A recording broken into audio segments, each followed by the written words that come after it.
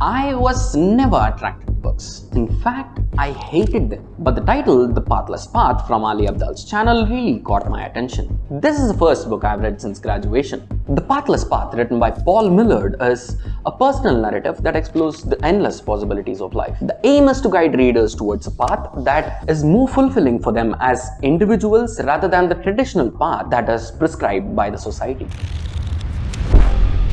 Let's consider the two paths of engineering and medicine as examples. Usually we choose paths that are known to lead to certain destinations, such as obtaining good grades, securing a good job, starting a family, and eventually retiring. This is what Paul refers to as the default path, which is a path society has set out for us and we feel obligated to follow. Even the wealthy are often stuck following the predetermined path that the society has set out for them. So the way success is perceived is often misguided here. And when someone tries to pursue down a path that is not well laid out or has not been pursued by others, it can be intimidating and uncertain. There is no way to find out if that person will succeed, and the only way to find out is by taking the pathless path. As the writer notes, I want to see people live the lives they are capable of, not just the ones they think they are allowed to live. I have found myself in a similar situation where I left my day job, a job that I loved a lot, to start something on my own, but I'm unsure on where or how to begin. However, as the saying goes, the best time to start a YouTube channel was 10 years ago, and the second best time is now. So on this channel, we'll turn to books, films, and documentaries to find the best path forward. Paul's perspective is that the love of the work and the fulfillment it brings must be the primary focus rather than the potential financial gains or outcomes, while others may view unconventional paths as poor decisions. If they bring you happiness and satisfaction, they may be the best choice for you. Keep in mind, while it's true that money is essential for survival, the authors claim that money is not as important or is only a secondary consideration should not be taken lightly. As you read this book, try to keep an open mind, because what worked for the author might not work for us. So here are two things that helped me explore my pathless path.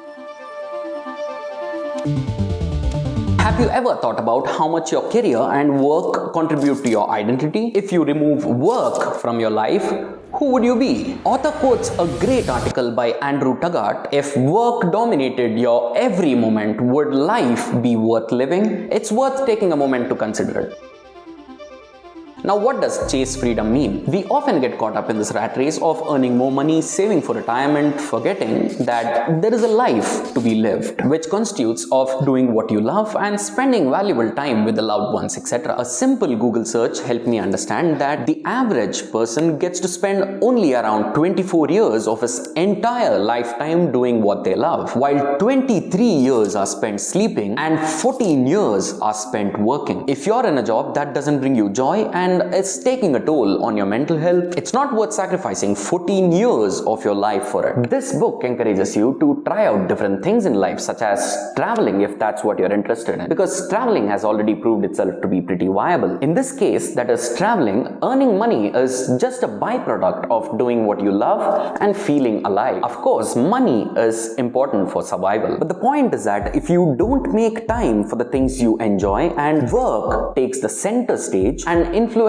other decisions, it's something to think about. Your interests may change in the future and you may find a new adventure that excites you, like painting, photography, professional cuddler, or even an online dating ghostwriter. It's important to know that there are endless ways to create a life that you love living, and work shouldn't always take center stage. The author uses a powerful phrase in the book, coming alive rather than getting ahead, which captures the main theme of the book. The author's journey depicted in this book is inspiring and encourages readers to rethink the perspective of life, which is definitely not centered around work. There are other things to life.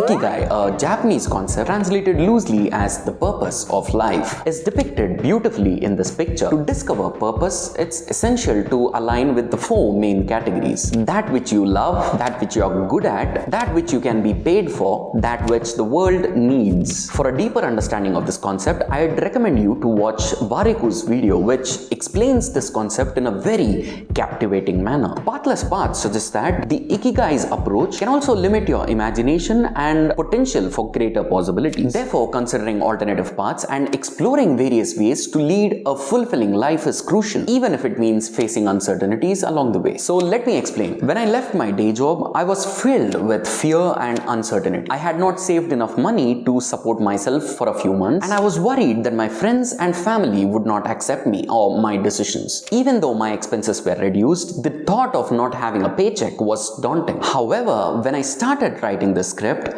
nothing mattered. I felt a sense of fulfillment and joy which surpassed every doubt and worry that I had. And at that moment, all that mattered was my passion for writing and the feeling of being alive. This uncertainty ultimately made me realize that maybe, just maybe, this is what I love and I want to embrace it. Most people wait for the weekends or for a long holiday to get away from work, to escape, and it feels like when weekends or holidays comes to an end, because the feeling of getting back to the job that's not fulfilling daunts them. Paul asks us to create a life where you don't need to escape.